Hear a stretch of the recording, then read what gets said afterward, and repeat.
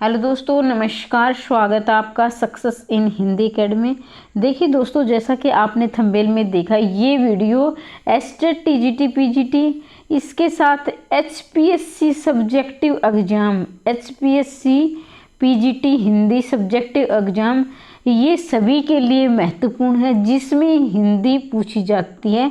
क्योंकि ये जो आपकी थर्ड बुक है जनसंचार अभिव्यक्ति और माध्यम, उसमें करवाऊंगी, उसमें से प्रश्न है जिसमें से आपका विस्तार से रहेगा। सब्जेक्टिव वाले तो विस्तार से लिखेंगे, बाकी जो एस्टेट वाले हैं उनके विकल्प वाले प्रश्न आएंगे तो वो विकल्प देख के अपना चयन कर सकते हैं और उसे विस्तार से पढ़ सकते हैं। क्योंकि जब आप विस्तार से पढ़ोगे तो आपकी नींव पक्की हो जाती है और आसानी से आप प्रश्न को निकाल ले जाते हैं। ठीक है, तो अगर आप निरंतर क्लास चाहते हो और निःशुल्क क्लास चाहते हो, संपूर्ण कोर्स बिल्कुल निःशुल्क करवाऊंगी, तो चैनल को सब्सक्राइब कर लें, वीडियो को लाइक कर दें, शेयर कर दें, टेलीग्राम ग्रुप से अवश्य जुड़े। टेलीग्राम का लिंक मैं वीडियो के डिस्क्रिप्शन में दे दूंगी या चैनल के अबाउट में जाएंगे तो वहां से जुड़ सकते हैं। व्हाट्सअप लिंक भी डाउनलोड कर लें, क्योंकि व्हाट्सअप का लिंक भी चैनल के अबाउट में है। वहाँ मेरे से आप किसी भी विषय से संबंधित चर्चा कर सकते हैं जिसमें आपको कोई डाउट हो। ठीक है, तो चलो शुरुआत करते हैं। पहला प्रश्न है आपकी स्क्रीन पे, संचार किसे कहते हैं?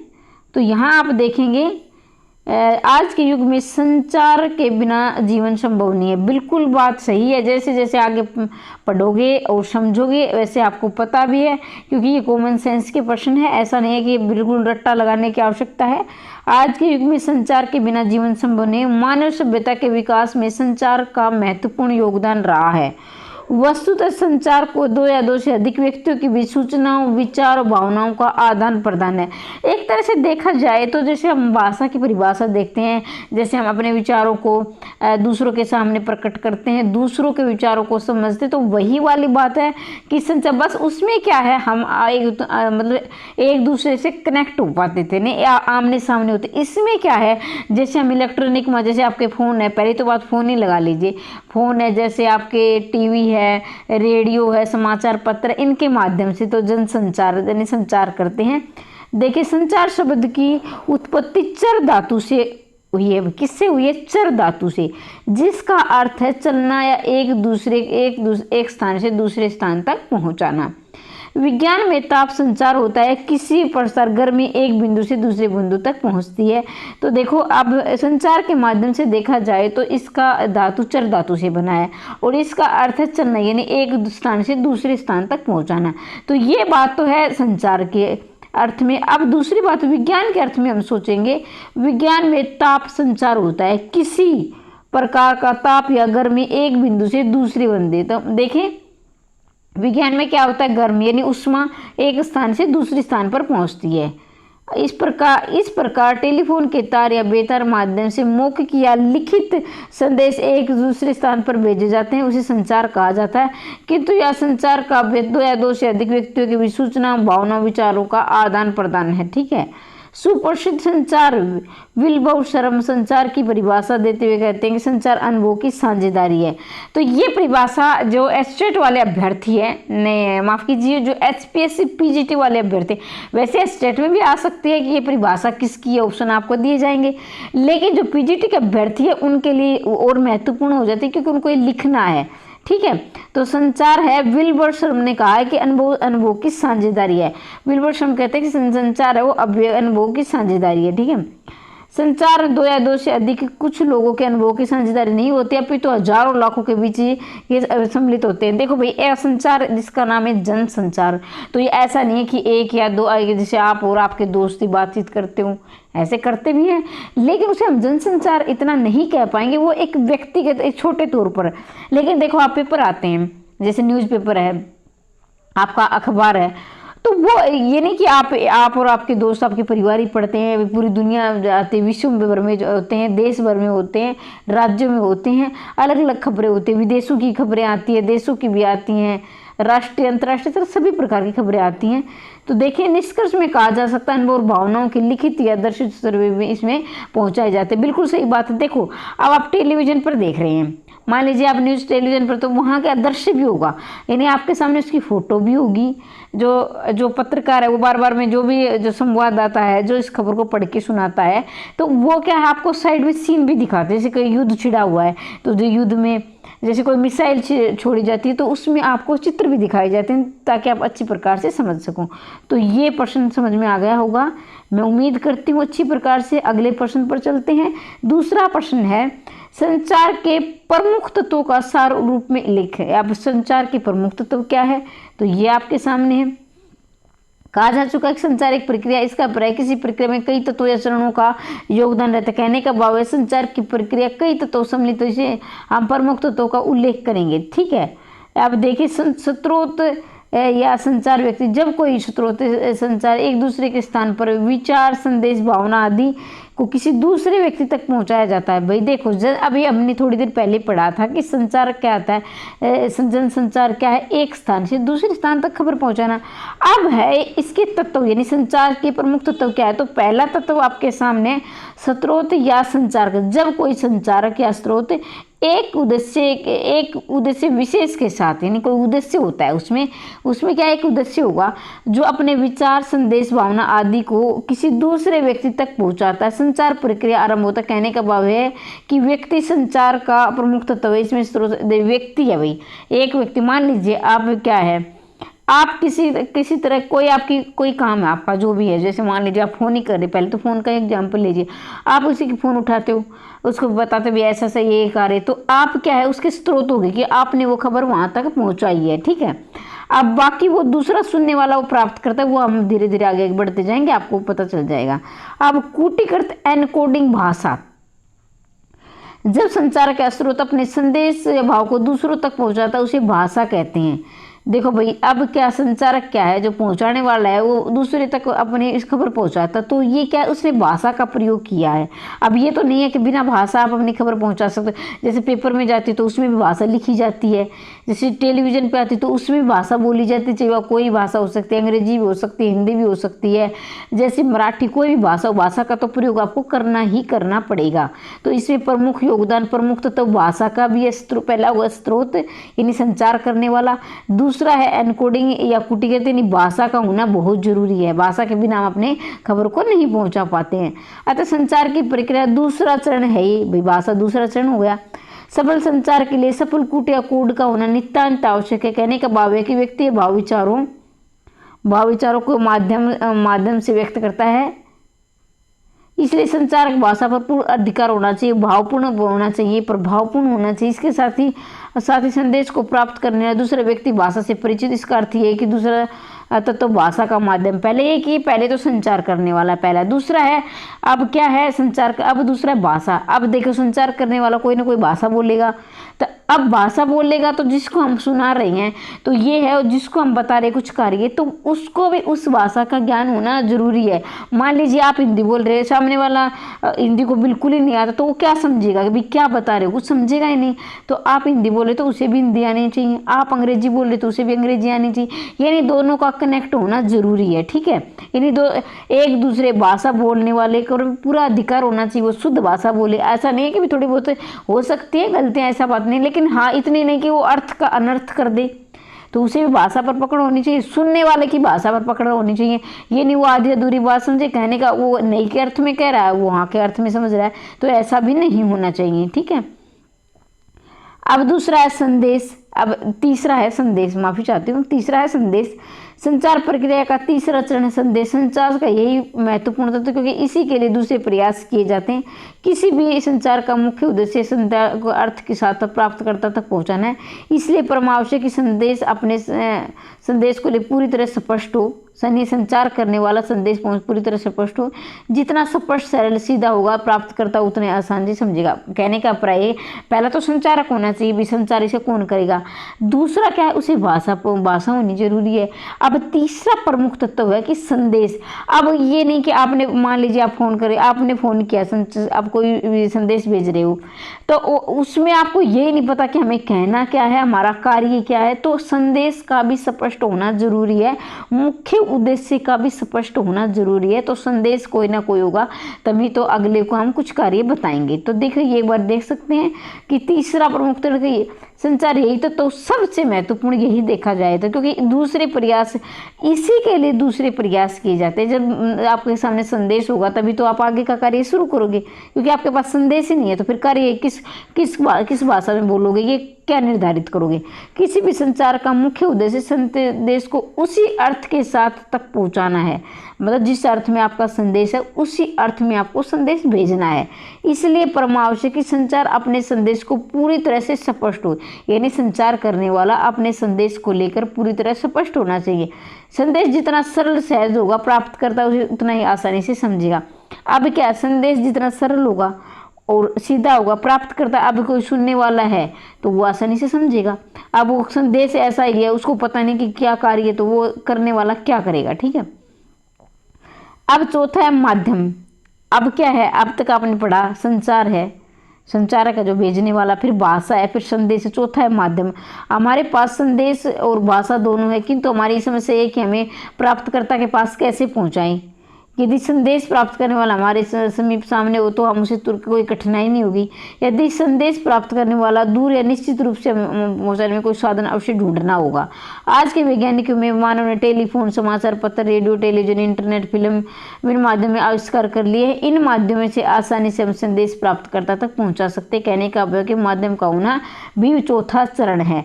तो ये देखिए, समझे, इसको ध्यान से सुने कि पहला ये कि अब चौथा चरण के आपके क्या है, माध्यम। अब मान लीजिए आपके पहुंचाने वाला भी है, संचारकर्ता भी है, आपके पास भाषा में भी अच्छी पकड़ है, आपके पास संदेश भी ये पहुंचा, लेकिन जब इस प्राप्तकर्ता आपके सामने है, मान लीजिए बिल्कुल आपके सामने, तो आप उसे डायरेक्ट नहीं सीधा आप बता दो, प्रत्यक्ष रूप से उसे काम बता दोगे भाई ये ऐसा ऐसा ही काम है। अब वो आपके सामने नहीं है तो फिर आप उसे कैसे पहुंचोगे, मतलब वो आपसे दूर है तो ये भी कठिनाई आएगी। तो इसके लिए आपने कोई ना कोई माध्यम, जैसे टेलीफोन है सबसे जो सस्ता, और सबसे सस्ता तो नहीं कह सकते, लेकिन सबसे जो मतलब जो आपने आसानी से, सबके पास आजकल फ़ोन है तो सस्ता तो नहीं कहेंगे लेकिन सबके पास है जी, तो टेलीफोन सबसे अच्छा माध्यम है, टेलीफोन। फिर अब मान लीजिए टेलीफोन से नहीं पहुंचा सकता भाई एक व्यक्ति, तो टेलीफोन से हम पहुंचा देंगे, आप एक से ज़्यादा हो तो फिर क्या करेंगे, तो सबके पास तो एक साथ फ़ोन पहुंचा नहीं सकते हैं। तो इसलिए हमें अब समाचार पत्र का सहारा लेना पड़ेगा, या फिर रेडियो का, टेलीविज़न या इंटरनेट का सहारा लेना पड़ेगा।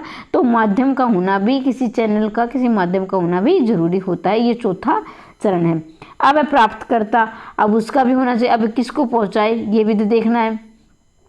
संचार प्रक्रिया में प्राप्तकर्ता की महत्वपूर्ण भूमिका होती है। प्राप्तकर्ता प्राप्त संदेश का कूटवाचन या उसकी डिकोडिंग करता है। डिकोडिंग का तात्पर्य प्राप्त संदेश में नहीं तो समझने का प्रयास है। इसमें एनकोडिंग की प्रक्रिया, विपरीत प्रक्रिया कह सकते हैं। प्राप्तकर्ता भाषा की चिन्हों को अर्थ निकालता है, अतः स्पष्ट है कि संचारक और प्राप्तकर्ता दोनों उस भाषा चिन्हों से परिचित होना आवश्यक है। ये तो मैं पहले ही बता चुकी हूँ कि जब आप भाषा से परिचित होना जरूरी है। लेकिन देखो अब क्या, आपके पास सारी चीज़ें हैं, लेकिन आप किस पहुँचाएं तो किसके पहुँचाएं ये भी आपको निर्धारित होना चाहिए। हमने यहाँ तक अपने संदेश को पहुँचाना है, ठीक है। तो उससे प्राप्तकर्ता क्या है, जब आप कुछ बोल रहे हो तो वो भी उसे समझना जरूरी, उसकी समझ में आना चाहिए और आसानी से उसे समझा सके। अतः स्पष्ट संचारक और प्राप्तकर्ता दोनों को उस भाषा के चिन्हों से परिचित होना नितांत आवश्यक है। जैसे डिकोडिंग का तात्पर्य है, डिकोडिंग जिसका प्रयोग करते हैं ना, तो डिकोडिंग का तात्पर्य भाषा में निहित अर्थ को समझने का प्रयास है। अब डिकोडिंग का तात्पर्य, ये लाइनें आपके लिए बहुत महत्वपूर्ण है, मैंने इसको अंडरलाइन ऐसे कर रखी है कि भाषा प्राप्त संदेश में निहित अर्थ समझने का प्रयास, यानी प्राप्तकर्ता उस अर्थ को समझने का प्रयास करेगा। अब क्या है, फीडबैक है। अब क्या, आपने संदेश पहुंचा दिया, सारे कार्य कर दिए, लेकिन फीडबैक क्या मिल रही है। कहा जा चुका है कि संचार प्रक्रिया में प्राप्तकर्ता की भूमिका अत्यंत महत्वपूर्ण है, क्योंकि वह संदेश का अंतिम लक्ष्य होता है। भाई प्राप्तकर्ता, अब आपने अंतिम लक्ष्य को प्राप्त कर लिया, नहीं प्राप्तकर्ता तक आपने पहुंचा दिया। प्राप्तकर्ता एक व्यक्ति हो सकता है, एक समूह भी हो सकता है, एक संस्था, एक विशाल जनसमूह भी हो सकता है। प्राप्तकर्ता को जब संदेश मिलता है उसे अनुकूल प्रतिक्रिया भी व्यक्त करता है। प्रतिक्रिया सकारात्मक नकारात्मक दोनों तरह की हो सकती है। उदाहरण अपने मित्र को पुस्तक देने के लिए कहें और हमारे संदेश को सुनकर वो हाँ या नहीं कह सकता है, उसको हाँ या नहीं का हमारे लिए महत्वपूर्ण है। संचार प्रक्रिया में प्राप्त करता है, इस प्रक्रिया फीडबैक कहते हैं। फीडबैक हमें पता चल सकता है कि संचार प्रक्रिया कोई बाधा तो नहीं आ रही है। फीडबैक से ये भी पता चलता है कि संचार ने संदेश भेजा था अथवा प्राप्तकर्ता को मिला या नहीं। फीडबैक के अनुसार अपने संदेश को सुधार सकते हैं। इसमें ध्यान से सुने कि फीडबैक क्या है। मान लीजिए आपने संदेश को पहुंचाया, प्राप्तकर्ता पहुंच गया, अब उसके वो अच्छा था नहीं था, उदाहरण दिया है, इन्होंने खुद ही उदाहरण दिया यहाँ। मान लीजिए कि आपने अपने मित्र को एक पुस्तक दी, पुस्तक देने के लिए भी मुझे पुस्तक की आवश्यकता है, भी मुझे पढ़नी है, मेरा पेपर है, ठीक है। अब उसकी मर्जी है, वो फीडबैक क्या देगा भाई, वो ये भी कह सकता है भाई मेरा भी पेपर है, मैं भी तैयारी करूँगा, मैं नहीं दूंगा। या ये भी कह सकता है कि भाई ठीक है तुम ले ले इतने दिन के लिए। तो इसमें क्या है, वो नकारात्मक सकारात्मक दोनों ही आपको जवाब मिलेंगे। या तो वो हाँ कहेगा तो सकारात्मक उत्तर मिलेगा, नहीं कहेगा तो नकारात्मक उत्तर मिलेगा। तो ये फीडबैक का आना जरूरी है। अब क्या है शोर। अब ये बाधा देखिए, संचार प्रक्रिया में कई प्रकार की बाधा उत्पन्न होती है। इस प्रक्रिया को नोइज भी कहते हैं, शोर कहते हैं। ये शोर प्रक्रिया का शोर इसमें मानसिक से लेकर तकनीकी भौतिक शोर तक हो सकते हैं। शोर के कारण संदेश प्राप्तकर्ता तक नहीं पहुंच सकता। अब सफल संचार प्रक्रिया शोर घटाना का नितांत आवश्यक है। अब देखें शोर क्या है, इसमें बाधा। मान लीजिए आपने फ़ोन किया, पहले तो यही समझिए, तो क्या है उसमें नेटवर्क प्रॉब्लम है, वो आप कुछ बोल रहे हैं उसकी समझ में नहीं आ रहा, वो हेलो हेलो करता रहता है, तो उसमें क्या बाधा कि आपका संदेश नहीं पहुंच पाया, ठीक है। अब कई बार ऐसा होता है जैसे कि ट्रैफिक में आप चले जाते हो, तो उसमें आपके सामने कोई व्यक्ति, आप उसे बोल रहे हो, उसे सुनाई नहीं दे रहा, वहाँ से हॉर्न की आवाज़ आ रही है, अत्यंत बहुत सी आवाज़ें आ रही है, तो नहीं पहुँच पा रहा है। कई बार क्या होता है टेलीविज़न में भी कुछ ऐसी नेटवर्क प्रॉब्लम आ जाती है, जैसे उसमें फ़ोटो आपको स्पष्ट दिखाई नहीं देती होती है और कोई प्रॉब्लम आ जाती है, तो शोर भी हमारी इस प्रक्रिया में बाधा पहुंचाता है। तो शोर भी नहीं होना चाहिए। सबसे पहले आपको नेटवर्क रहेगा कि सही सुविधा होनी चाहिए पहुंचाने के लिए। तो यहाँ आपके 2 प्रश्न होते हैं। पूरे तीसरे प्रश्न की ओर आगे बढ़ते हैं। वीडियो कैसी लग रही है, निरंतर क्लास चाहते हो क्या, तो जरूर कमेंट बॉक्स में लिखें। अगर किसी को स्पीड लग रही है तो आपका एक फीचर होता है फ़ोन में, उसे आप कम करके देख सकते हो।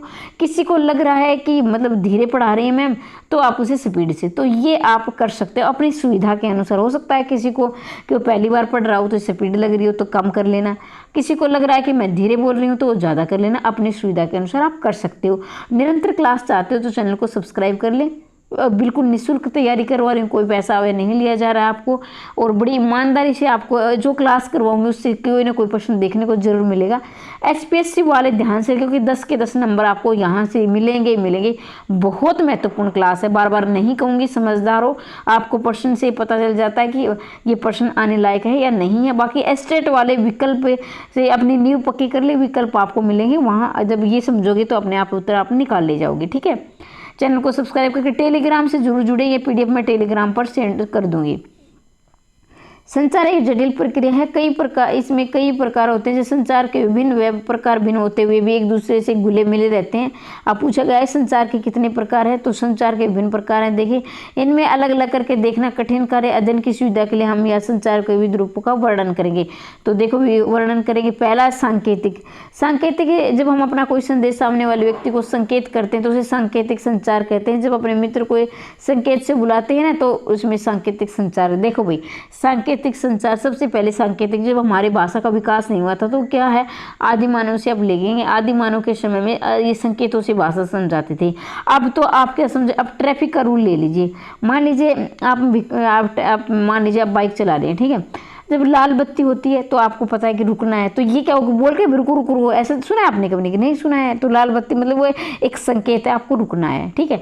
और जब हरी बत्ती जलती तो आपको पता है अब चलना है, तो आप अपने जो भी आप व्हीकल चला रहे हो उसको चला लेते हो, ठीक है। इसी प्रकार से क्या है, जैसे ट्रेन आती है तो उसमें एक ट्रेन को रोकना है, जैसे कोई असुविधा आ गई तो लाल झंडी लगा, ट्रेन को रुकना है, कोई ना कोई असुविधा हो गई है। अब क्या ट्रेन चलती है तो हरी झंडी दिखाते। उसी प्रकार से जैसे आप अब किसी से बात, मान लीजिए आपने किसी दोस्त को बुलाना, उसके घर गए और उसके मम्मी पापा बैठे हैं, तो आप कुछ बात बता नहीं सकते, तो हाँ बोलो क्या काम है, तो वो कुछ इशारा करके बुलाते हैं, तो ठीक है, इस तरह से समझ गए आप होंगे, ठीक। आगे मौखिक संचार, जब हम किसी को नमस्कार कहते हैं, हथेलियाँ जोड़कर प्रणाम करते हैं, तो ये मौखिक संचार। भाई ये दोनों प्रकार का संचार है, ध्यान से देखेंगे। मान लीजिए आपको नमस्ते, आपने बोला नमस्ते, लेकिन आपने साथ के साथ हाथ भी जोड़े, तो इसमें दोनों है। मतलब आप नमस्ते बोल रहे हो तो ये क्या मौखिक संचार है, और हाथ भी जोड़ रहे हो तो ये क्या है, सांकेतिक संचार है। अमौखिक संचार, समाज ऊपर के संचार में नमस्कार प्रणाम संचार मौखिक है, किंतु हथेलियाँ जोड़कर आचरण ये अमौखिक है। मौखिक के साथ साथ देखिए, मौखिक के साथ संचार प्रक्रिया अमौखिक प्रक्रिया, हमें अनेक प्रकार के मौखिक संचार के अमौखिक क्रियाओं द्वारा सहायता लेनी पड़ती है। कहने का तात्पर्य मौखिक संचार में सफलता में मौखिक संचार के अमौखिक संचार की भूमिका महत्वपूर्ण होती है। हमारे जीवन में कुछ महत्वपूर्ण भावनाएं मौखिक से कहीं अधिक अमौखिक संचार व्यक्त होती है, जैसे खुशी, दुख, डर। देखो भाई, आपने सांकेतिक पढ़ लिया, समझ में आ गया, संकेत ट्रैफिक का उदाहरण दिया। मौखिक में नमस्कार बोला, ये भी आपके समझ में आ गया होगा। अमौखिक में क्या है, जैसे आपने हाथ जोड़ा, तो ये क्या है, हाथ जोड़ा, जैसे मौखिक भी हो गया नमस्कार, अमौखिक भी हो गया हाथ जोड़ लिए। अब क्या है कि आपने एक दूसरे से कनेक्ट, जब हम मौखिक करते तो अमौखिक का भी सहारा लेना पड़ता है। यानी ये संचार क्या एक दूसरे पर आधारित होते हैं, एक दूसरे पर निर्भर होते हैं। जैसे मान लिया आप खुश हो रहे हो, तो क्या उसमें क्या बोल रहे हो, आप हंसी आ रही है, तो ये अमौखिक है। आपकी भावनाएं हैं जितनी भी, जैसे दुख है, प्रेम है, डर रहे हो, तो आपके अंदर से आपका चेहरा एकदम से पीला पड़ जाता है, तो वो अमौखिक संचार है। ठीक है, यानी जो आप मतलब अपनी जबान से, अपने मुख से प्रकट नहीं कर रहे हो, तो अमौखिक संचार होता है। इतना समझ लीजिए। ठीक है, अब ये यहाँ इसको वेरी वेरी IMP लगा लेंगे, बहुत महत्वपूर्ण, बार बार ये पूछा जाता है, इसे आप ध्यान से समझेंगे। मैं पहले ही बता देती हूँ, कहीं आपका ध्यान नहीं हो, तो इसलिए ध्यान है भी तो और ज़्यादा ध्यान लगा लेना, क्योंकि यहाँ से प्रश्न बनता ही बनता है।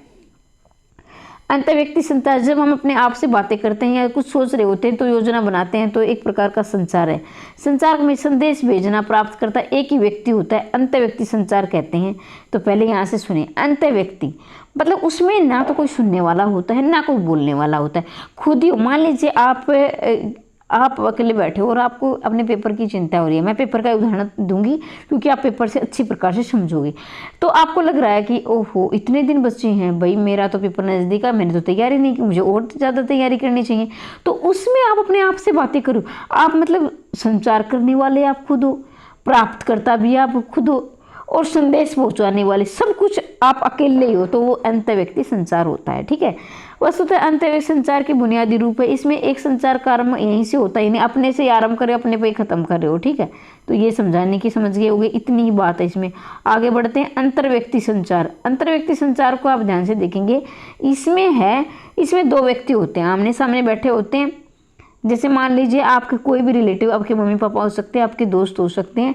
मान लीजिए आप कर रहे हैं, उसमें आपको फीडबैक भी मिलती है। देखिए पहले मैं पढ़ के सुना देती हूँ, क्योंकि वो लग रहा है कि जैसे मैं आपको वैसे समझाऊंगी तो आपको लग रहा है कि मैडम ने छोड़ दिया है, तो मैं एक बार तो पढ़ के सुनाऊंगी, फिर समझाऊंगी, तो आपको अच्छी प्रकार से समझ में आ जाएगा। जब दो व्यक्ति आपस में आमने सामने संचार कर रहे हो, उसे अंतर्व्यक्ति संचार कहते हैं। इस संचार का सबसे बड़ा लाभ है, इसको फीडबैक तत्काल मिल जाती है। अपने दैनिक जीवन की आवश्यकताओं को इसी संचार के माध्यम से पूरा करते हैं। इसके अतिरिक्त हम संचार अपने परिवार में, अपने सामाजिक रिश्तों की बुनियादी, व्यक्तिगत जीवन के अंतर्व्यक्ति संचार की महत्वपूर्ण भूमिका होती है। देखो इसमें अपने परिवार में आपने, चल पेपर का उदाहरण दूंगी मैं आपको, तो उसमें आप कहोगे आप बैठे होगे, अपने पेपर में के बारे में चर्चा करोगे। आप कहोगे मेरा पेपर आ गया, इतने तारीख को मेरा पेपर है, मेरी तैयारी नहीं हुई।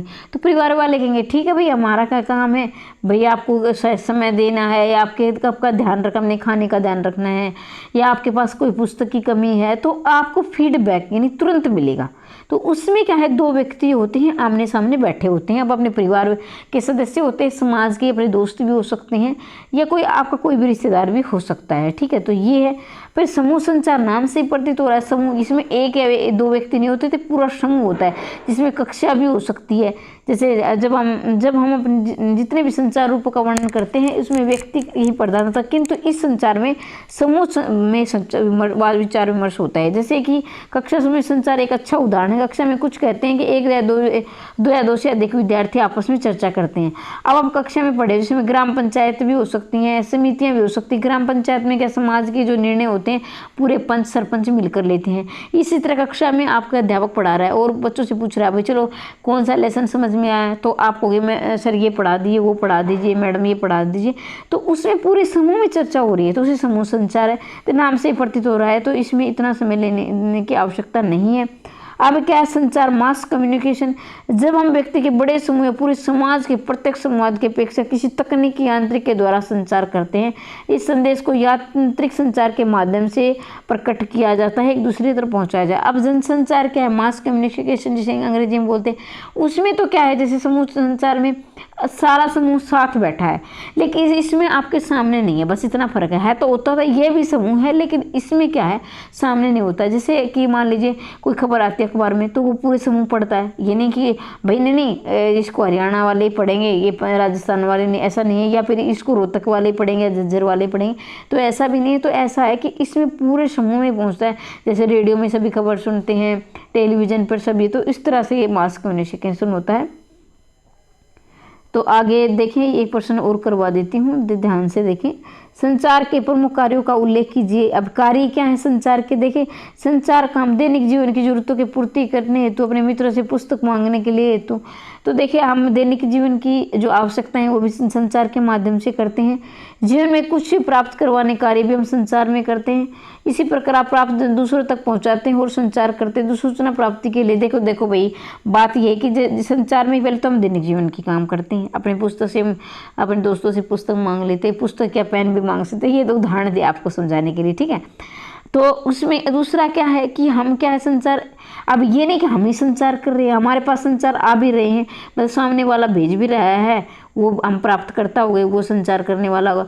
अब क्या हम संचार भेज रहे हैं तो वो प्राप्त करता होगा, तो ये भी अब नियंत्रण कार्य, इसमें क्या है हम बहुत से कार्यों पर नियंत्रण भी रखते हैं। जैसे संचार के दौरान किसी व्यवहार को नियंत्रित कर सकते हैं। अब क्या है नियंत्रण भी होना जरूरी है। अब कक्षा में क्या है, अब बच्चे बहुत शोर कर रहे हैं, तो अध्यापकों से डांटता है, तो ये भी एक जनसंचार है, भले ही सामने हो लेकिन मौखिक संचार है, मौखिक संचार हो रहा है उसमें, तो उसमें डांट रहे। तो नियंत्रण के संचार का नियंत्रण करने के लिए भी भाषा बोलते हैं ना, उसमें कंट्रोल करने के लिए संचार का होना बहुत ज़रूरी है। अब क्लास में बैठ गए, अध्यापक वहाँ सो गया जाने के बाद, और कुछ नहीं वो बोल रहा है, नहीं पढ़ा रहा है, नहीं डांट रहा है, तो बच्चे तो शोर करेंगे, तो वहाँ उसमें कनेक्ट होना जरूरी है। अभिव्यक्ति संचार का अनेक प्रमुख कार्य, अभिव्यक्ति होना भी जरूरी है। संचार के प्रक्रिया में अपनी भावनाओं को व्यक्त करते हैं, जिसमें हम दुख है, सुख है, खुशी है, तो इसमें क्या है मौखिक अमौखिक संचार हो सकते हैं। अब अभिव्यक्ति क्या है, जैसे मान लीजिए हम बातचीत कर रहे हैं, अब आप पढ़ रहे, अब ये भी एक संचार हो, जैसे मैं आपको बता रही हूँ, पढ़ा रही हूँ, आप सुन रहे हो, तो ये भी एक संचार हो रहा है यूट्यूब के माध्यम से, ये भी संचार प्रक्रिया, मैं बोल रही हूँ आप सुन रहे हो। जैसे आप अब क्यों है आपका हमारा संदेश क्या, हमारा उद्देश्य क्या, हमारा पेपर निकालना है, तो इसे समझेंगे, अपने दैनिक जीवन से जोड़कर पढ़ोगे, आसानी से समझ में आ जाएगा।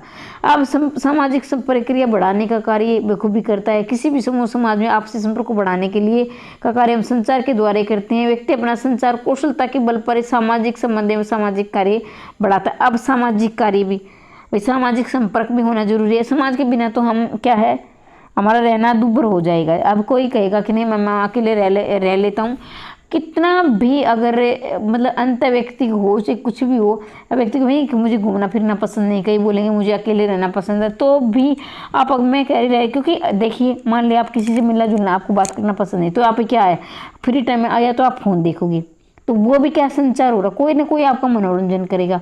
या आप पुस्तक पढ़ोगी, तो पुस्तक पढ़े तो वो भी एक किसी ने तो उसको लिखा होगा, किसी ने तो आप तक वो ज्ञान पहुंचाया होगा, तभी तो आप पढ़ रहे हो, तो ये भी एक जनसंचार ही है अगर आप पुस्तक पढ़ रहे हो। तो आप ऐसे समस्याओं का समाधान के लिए भी जिसमें अंत व्यक्ति संचार हो सकता है। मान लीजिए आपके खुद ही आपकी खुद की समस्या है और खुद ही आप विचार नहीं मुझे 6 घंटे पढ़ना है, अब तक मैं कम पढ़ रहा था, नहीं मुझे अब 8 घंटे पढ़ना, मैं कम, तो ये भी एक संचार हो रहा है, क्योंकि आप अपने दुख सुख को अकेले, अपनी योजनाओं को अकेले बना रहे हो। सामाजिक समस्याओं को आप दूर करते, मान लीजिए आपका छोटा भाई बहन है, वो उसको लग रहा है कि उसको आपकी आवश्यकता है होमवर्क करने में, तो वो भी आप उसे पढ़ा रहे हो, तो ये क्या है आपके परिवार की समस्या दूर कर रहे हो। या किसी बाहर के सदस्य बच्चों को पढ़ा रहे हो, तो ये सामाजिक समस्या दूर कर रहे हो। अब क्या है 6 नंबर पर, हम किसी वस्तु या संदेश को अपनी प्रतिक्रिया संचार के माध्यम से व्यक्त करते हैं। जब हम कोई संदेश मिलता है उसमें सकारात्मक और नकारात्मक अभिव्यक्ति करते हैं। अब क्या है देखो, उसमें मान लीजिए आपके किसी भी मान संदेश पहुंचा रहे हो, उसमें नकारात्मक प्रभाव हो सकते हैं। मान लीजिए आप किसी दूसरे को कोई कार्य करे, भाई ऐसा ऐसा क्या है, आप कहीं सफाई करनी है, यही देखें इसमें क्यों लोग चिढ़ते, तो आप क्या जनसंचार के भी चलो हम किसी का भला कर देते हैं मिलकर, चलो दिवाली आ रही है हम गली वगैरह की सफाई कर देते, और सामने वाला इतना चिड़चिड़ा क्यों क्यों क्यों भाई मैं क्यों करूँ, तुम कर ले, अगर तुम्हें अच्छी पसंद है, तो उसमें आपको नकारात्मक प्रभाव मिल गया। यानी नकारात्मक जो अब क्या है, चलो भी ठीक है सारे मिलकर पूरे मोहल्ले गली के करते हैं, तो वो क्या आपको सकारात्मक मिल गया। अब देखिए भूमिका की पूर्ति हेतु संचार प्रक्रिया, अब भूमिका की पूर्ति हेतु आप आगे समझेंगे। परिस्थिति की मांग के अनुसार हम भूमिका अदा करते हैं। एक अध्यापक, एक डॉक्टर, न्यायाधीश की संचार भूमिका के संचार। अब क्या जीवन में हमारी बहुत सारी भूमिकाएं होती हैं। तो भूमिका का मतलब ये है कि आप जिंदगी जी रहे हो, तो एक ये भी एक भूमिका है। जैसे मान लीजिए एक अध्यापक है तो उसका क्या, बच्चों को पढ़ाना है, ज्ञान देना है, उन्हें कामयाब बनाना है। डॉक्टर क्या है, उसका काम मरीजों का इलाज करना है, तो वो एक डॉक्टर की भूमिका है। अगर वैसा देखा जाए तो वो क्या है, एक आदमी है, आम आदमी, लेकिन उसकी भूमिका क्या है, एक डॉक्टर की है। न्यायाधीश है, लोगों को न्याय देता है, तो उसकी भूमिका एक डॉक्टर की है, मतलब न्यायाधीश की, माफ़ी चाहूँगी। एक जैसे अपने आपके मम्मी पापा, वो भी उनकी भगवान ने एक भूमिका बनाई, वो आपके माँ बाप बने हैं। तो ये हमें अपनी ज़िंदगी में आकर संचार के माध्यम से अपनी भूमिकाएं भी अदा करते हैं। तो यहाँ तक है, आज तक तो हम यहाँ तक ही करेंगे। आगे के भी बहुत से प्रश्न हैं और बहुत महत्वपूर्ण प्रश्न है। अगर आप निरंतर क्लास चाहते हो तो चैनल को सब्सक्राइब कर ले। दूसरा भाग इसका कल मिलेगा। एक ना एक प्रश्न आपको जरूर देखने को मिलेगा। HPSC PGT वाले एग्जाम के लिए तो ये आपको बिल्कुल ऐसा लिख देना। जो STET TGT PGT वाले हैं वो क्या करेंगे, इसमें से अपने विकल्प देख लेना, पहले समझना जरूरी है। प्रश्न आपको जरूर देखने को मिलेगा। ऑल इंडिया एग्जाम के लिए बहुत महत्वपूर्ण है। PDF चाहते हैं तो टेलीग्राम से जुड़ जाए और WhatsApp लिंक डाउनलोड कर ले, वहाँ मेरे से बातचीत कर सकते हो। अपनी प्रतिक्रिया अवश्य दे भाई, अगर आप प्राप्त करता है तो अपने नकारात्मक भी दे सकते हो, सकारात्मक दे सकते हो, अपनी सलाह भी दे सकते हो। ठीक है, तो मिलते हैं अगली वीडियो में। तब तक के लिए जय हिंद, जय भारत। हंसते रहिए, मुस्कुराते रहिए, दिन दोगुनी रात चौगुनी उन्नति करते रहिए।